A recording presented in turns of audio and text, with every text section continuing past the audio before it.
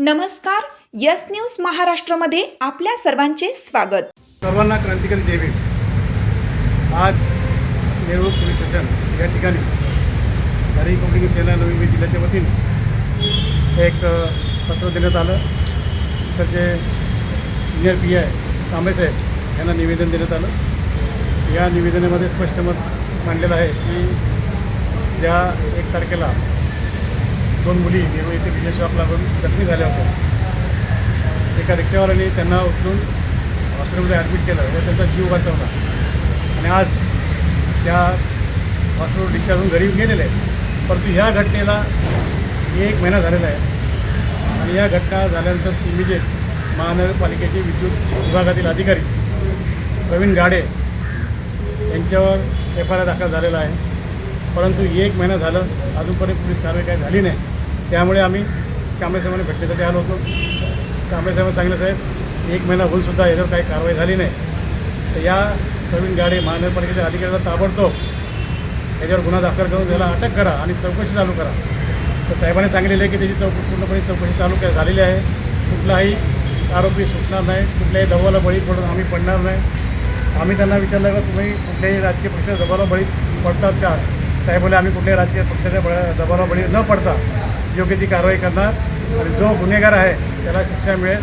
तर आम्ही सांगितलं, साहेब गाडे हा ऑफिसर जो गुन्हेगार असेल तर त्याला शिक्षा झालीच पाहिजे, त्याची चौकशी करा। जर तो निर्दोष असेल तर तो सुटून जाईल।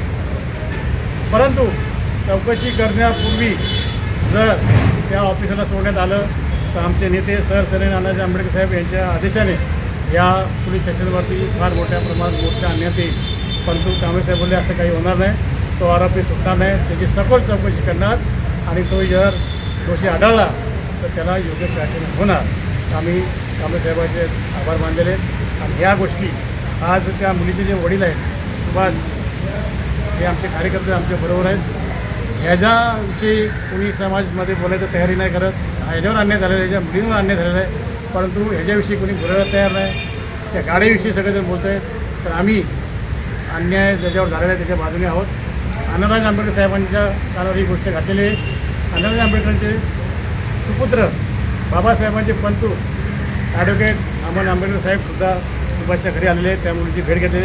त्यांनी महानगरपालिकेचे कमिशनर यांची सुद्धा भेट घेतलेली आहे आणि त्यांना सांगितलेलं आहे ठणकावून की बाबा दोषीवर कारवाई झाली पाहिजे, कुठलाही एक दोषी अधिकारी सुटता कामा नये, असे आम्ही महानगरपालिकेला पण ठणकावून सांगितले। त्याच अनुषंगाने आपले कांबळे साहेब जे सिनियर PI आहेत त्यांनासुद्धा सांगितलेलं आहे। बंधूंनो, सुभाष हा आपल्या समाजाचा आहे, गरीब आहे, ह्याच्यावर अन्याय झालेला आहे, ह्याच्या सपोर्टमध्ये सर्वांनी उभा राहा अशी मी सगळ्यांना विनंती करतो आणि इकडे थांबतो।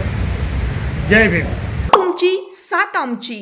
यस न्यूज महाराष्ट्र चॅनलला लाईक करा व सबस्क्राईब करायला विसरू नका।